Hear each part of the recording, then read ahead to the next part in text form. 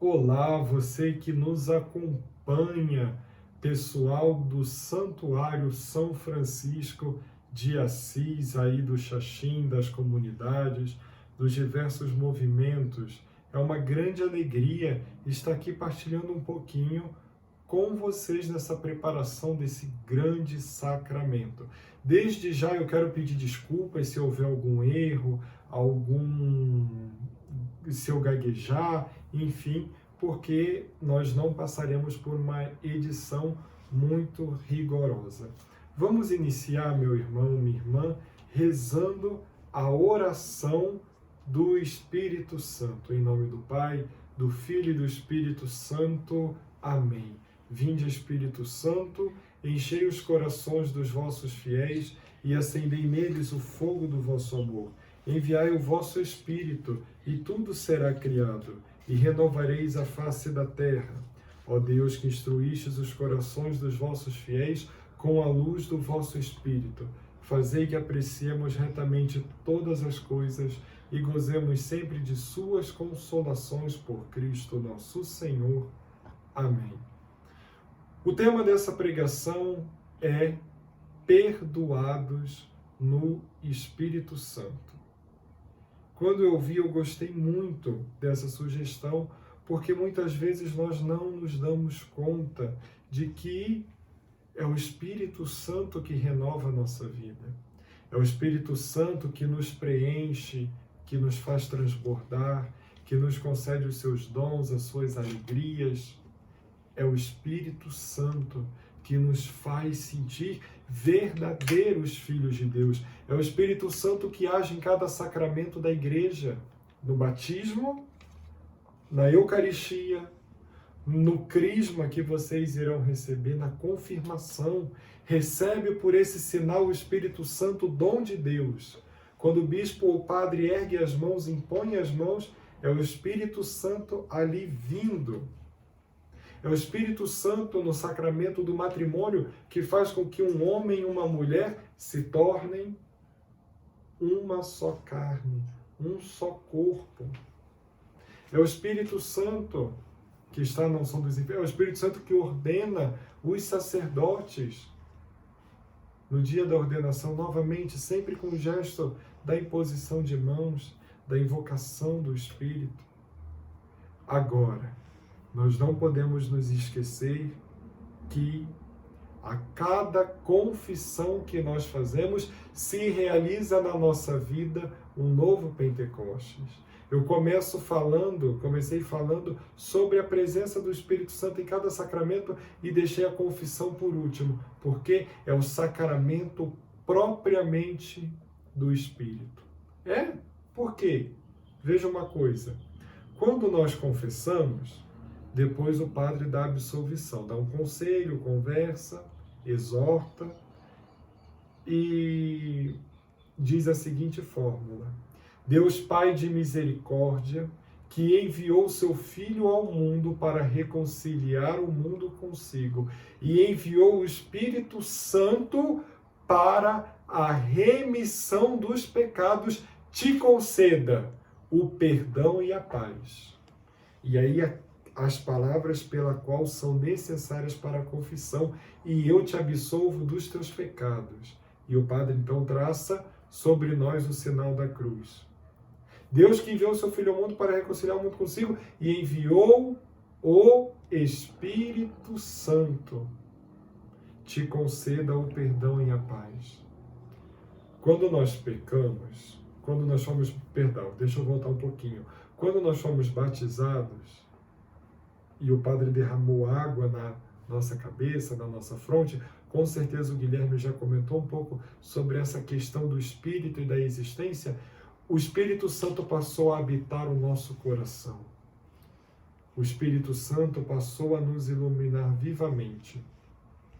Mas quando nós pecamos, quando nós cometemos algum pecado, nós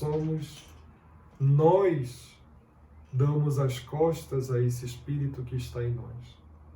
Nós enfraquecemos a ação do Espírito, porque o pecado ele só é pecado quando nós sabemos que é pecado e cometemos mesmo assim. Por exemplo, uma traição num relacionamento ou numa amizade. Você sabe que aquilo é errado. Você sabe que não deveria ter feito aquilo e mesmo assim faz. Isso em tudo. No não matar, no não roubar, no levantar falso testemunho. Quantas vezes a gente sabe que é errado falar do próximo, mas quantas vezes nós falamos da... Então tudo isso faz com que a ação do Espírito enfraqueça em nós. Não porque ele deixa de ser Deus, não, ele continua sendo Deus. Ele continua sendo todo-poderoso, mas para que o Espírito continue agindo em nós vivamente com aquela força, com aquele fervor, é necessário o sacramento da confissão. Por isso, penitência e Espírito Santo estão intimamente presentes. Muitas vezes a gente nós invocamos o Espírito Santo como começamos aqui, e nós pensamos e lemos o Atos dos Apóstolos e pensamos em Pentecostes como uma coisa que aconteceu lá atrás e esperamos um novo Pentecostes. Mas cada confissão, cada sacramento é um Pentecostes em nós. E enviou o Espírito Santo te conceda o perdão e a paz. E o Espírito, meus irmãos, vem. O Espírito, ele nos abraça. O Espírito, ele nos envolve. Uma coisa interessante do Papa Francisco, que ele dizia que às vezes ele tem umas tiradas excelentes, e ele disse assim, às vezes nós deveríamos dizer, ao invés de venha Espírito Santo, dizer sai Espírito Santo, porque o Espírito está em nós. Acaso ignorais que o nosso corpo é templo do Espírito Santo? Acaso ignorais que o Espírito mora em vós? Por isso que a comunidade e a vivência de uma comunidade tem muita força. Por isso que a participação da comunidade é uma participação repleta do Espírito, porque o Espírito Santo está em mim, está em você. Essa deve ser a nossa alegria. Deus mora em nós. Quando nós comungamos em cada Santa Missa e recebemos o corpo, o sangue, a alma e a divindade de Jesus Cristo, Ele está ali, Jesus Cristo, mas está pelo Espírito Santo. Porque na missa o Padre, mandai o vosso Espírito Santo, para que as nossas oferendas se tornem o corpo e o sangue de Cristo. É o Espírito que faz pão se tornar corpo, vinho, sangue. Nós, pobres, homens e mulheres, nos tornarmos portadores de Deus, presença de Deus. E esse Espírito é misericordioso. Eu não sei se você já passou pela experiência de, às vezes, estar tão desanimado, mas você encontrou alguém e o olhar, a presença daquela pessoa fez com que você se sentisse melhor. O que é isso? É a presença do Espírito no próximo que trouxe. Vou contar um testemunho para vocês. Eu tenho uma tia que ela tem um irmão adotivo, é casada com meu tio, ela tem um irmão adotivo alcoólatra e ele deu muito trabalho para ela, muito trabalho. E ela um dia estava decepcionada e foi na igreja, chorou, ela brigou com o Santíssimo Sacramento, foi lá na Capela do Santíssimo e falou, Jesus, eu estou sofrendo, isso aqui está assim, olha o que eu estou passando, eu não estou aguentando mais, eu não estou suportando mais, e o Senhor não faz nada, e saiu brava dali.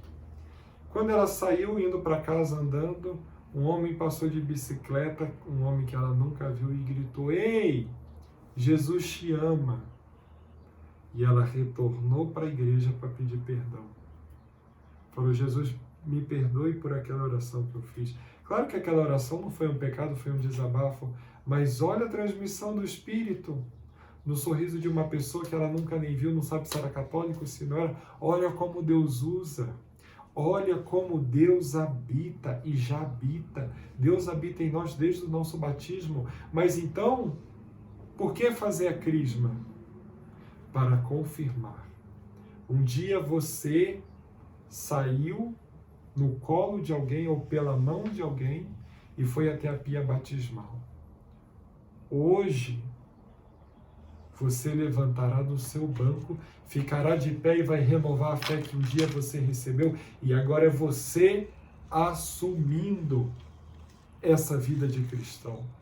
O sacramento do crisma nos fortalece no espírito, nos faz soldados de Cristo. Essa era a visão antiga, soldados, embaixadores, homens e mulheres fortes do reino de Deus. Isso é na prática, é no hoje, é na tua vivência. Mas você pode dizer assim, eu sou um jovem de 12, 13 anos que estou recebendo o crisma, ou você pode ser já um cinquentão, 30, 50 anos, enfim, não importa a idade, a partir de agora você se tornará adulto na fé. Mas eu gostaria do Evangelho de São Lucas tirar. Lucas é o evangelista da misericórdia.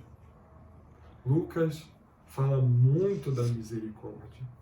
Ano 2016, no ano da misericórdia, ele era o evangelista e foi assim de propósito, porque Lucas fala da misericórdia como ninguém. Essa parábola vocês já conhecem, mas eu gostaria de desenvolvê-la aqui como uma grande preparação para a confissão. Do capítulo 15. Um homem tinha 2 filhos. O mais jovem disse ao pai, dai a parte da herança que me cabe. O pai dividiu entre eles e poucos dias depois, ajuntando todos os seus deveres, o filho mais jovem partiu para a região longínqua dali e dissipou toda a herança numa vida devassa. Sabem que passagem é essa, né? E gastou tudo. Sobreveio sobre aquela região fome e começou a passar privações. Foi então empregar-se com os homens daquela região que o mandou para cuidar dos porcos. Ele queria matar a fome com as bolotas que os porcos comiam, mas ninguém lhes dava. E ainda, caindo em si, disse: quantos empregados de meu pai têm pão com fartura e eu morrendo de fome? Vou embora. Vou procurar meu pai e dizer: pai, pequei contra o céu e contra ti, já não mereço ser chamado teu filho. Trata-me como um dos teus empregados. Partiu dali e foi ao encontro do seu pai. Ele ainda estava longe quando seu pai o viu e encheu-se de compaixão e lançou-se-lhe ao pescoço, cobrindo de beijos. O filho então disse: pai, pequei contra o céu e contra ti. Já não sou digno de ser chamado teu filho. Mas o pai disse aos servos: ide depressa, trazei a melhor túnica, revesti-o com ela, ponde anel em seu dedo, sandálias nos pés, trazei um novilho cevado e matai-o, comamos e festejamos, pois o meu filho estava morto e tornou-se a viver, estava perdido e foi encontrado, e começou a festa. Por que eu trago a parábola do filho pródigo? Ou melhor, do pai misericordioso? Já vou concluí-la. Mas antes, olha o passo a passo para uma boa confissão. O filho tinha consciência de que o melhor lugar era a casa do pai, mas quis uma vida diferente. Foi. Ele sabia que fora da casa do pai ia ser diferente. Aqui nós podemos dizer que fora da igreja, fora da graça de Deus, virá o pecado. Virá a desgraça. Ele sabia e foi. Ou seja, consentiu sabendo que era pecado e fez, que poderia ocorrer algum pecado e fez mesmo assim. E aí vem a provação. Fome, e ele vai cuidar dos porcos. Humilhação. O pecado nos humilha. O pecado nos humilha muito. Você falar contra Deus, falar o santo nome em vão, não participar da missa nos dias de preceito, tantos pecados, às vezes debochar da própria fé, falar mal da igreja, falar mal dos irmãos de comunidade.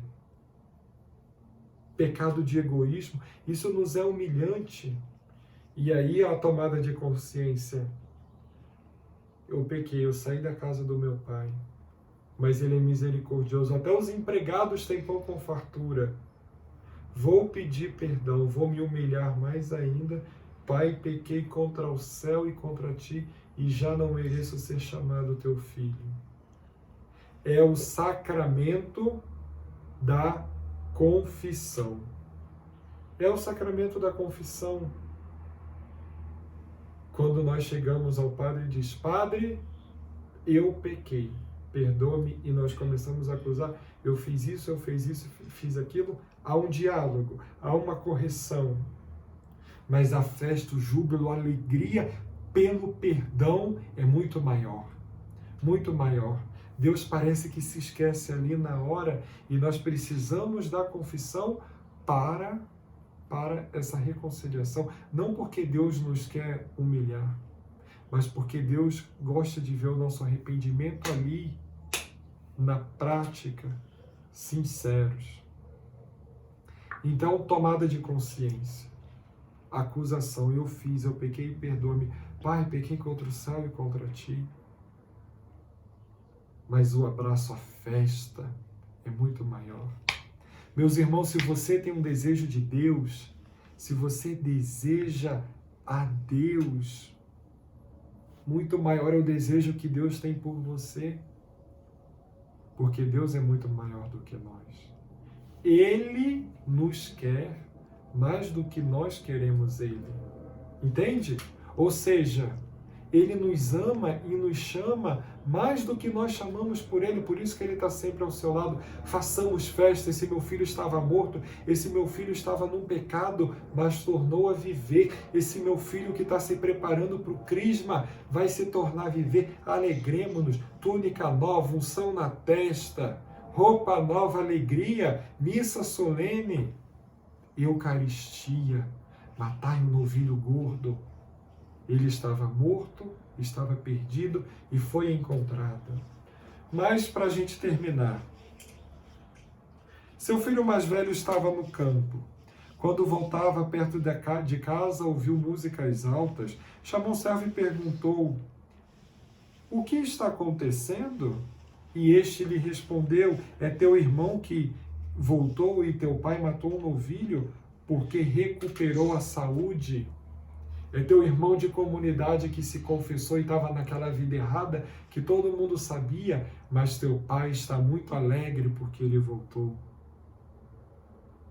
Ele, porém, respondeu, ele então ficou com raiva e não queria entrar. Seu pai saiu de casa para suplicar-lhe. Ele, porém, respondeu, há tantos anos te sirvo e jamais transgredi qualquer um dos teus mandamentos. E nunca me destes um cabrito para festejar com meus amigos. Contudo, veio este teu filho que devorou teus bens com prostitutas e matas para ele um novilho cevado. Mas o pai lhe disse, filho, tu estás sempre comigo, tudo que é meu é teu. Mas era preciso que festejássemos o retorno do teu irmão. Palavra da salvação, glória a vós, Senhor. Ei, nós de comunidade, cuidado para não sermos o irmão mais velho.